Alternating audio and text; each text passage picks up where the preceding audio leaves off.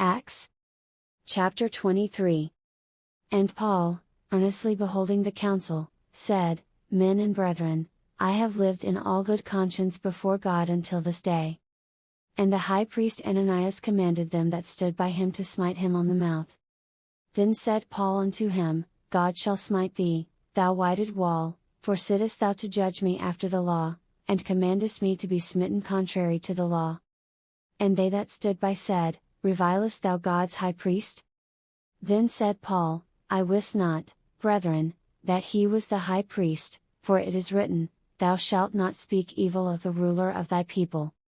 But when Paul perceived that the one part were Sadducees, and the other Pharisees, he cried out in the council, Men and brethren, I am a Pharisee, the son of a Pharisee, of the hope and resurrection of the dead I am called in question.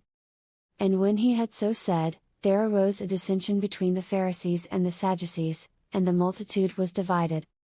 For the Sadducees say that there is no resurrection, neither angel, nor spirit, but the Pharisees confess both.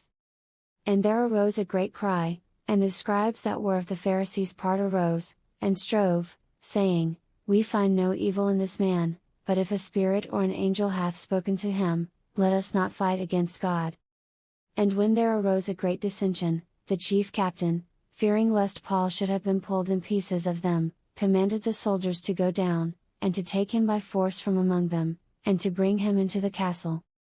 And the night following the Lord stood by him, and said, Be of good cheer, Paul, for as thou hast testified of me in Jerusalem, so must thou bear witness also at Rome.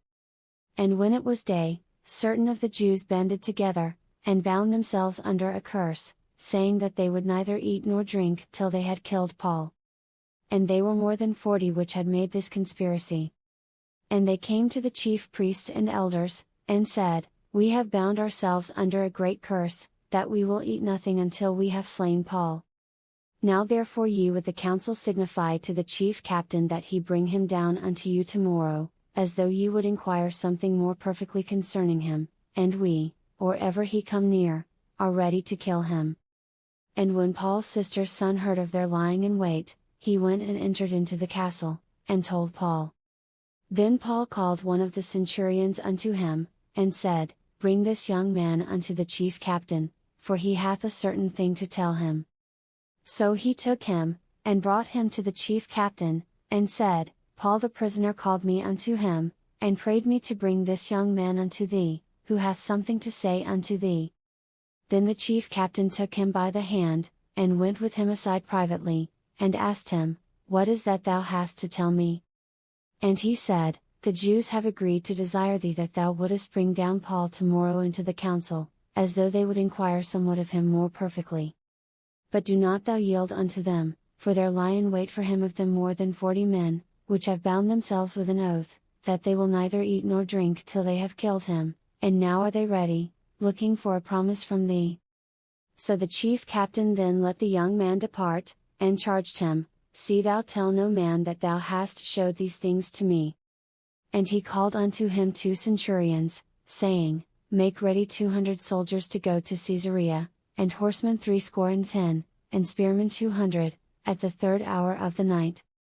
And provide them beasts, that they may set Paul on, and bring him safe unto Felix the governor. And he wrote a letter after this manner. Claudius Lysias unto the most excellent governor Felix sendeth greeting. This man was taken of the Jews, and should have been killed of them, then came I with an army, and rescued him, having understood that he was a Roman. And when I would have known the cause wherefore they accused him, I brought him forth into their council. Whom I perceived to be accused of questions of their law, but to have nothing laid to his charge worthy of death or of bonds.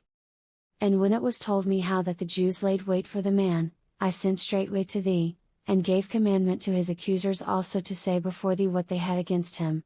Farewell. Then the soldiers, as it was commanded them, took Paul, and brought him by night to Antipatris.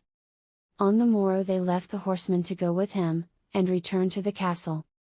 Who, when they came to Caesarea and delivered the epistle to the governor, presented Paul also before him. And when the governor had read the letter, he asked of what province he was. And when he understood that he was of Cilicia, I will hear thee, said he, when thine accusers are also come. And he commanded him to be kept in Herod's judgment hall.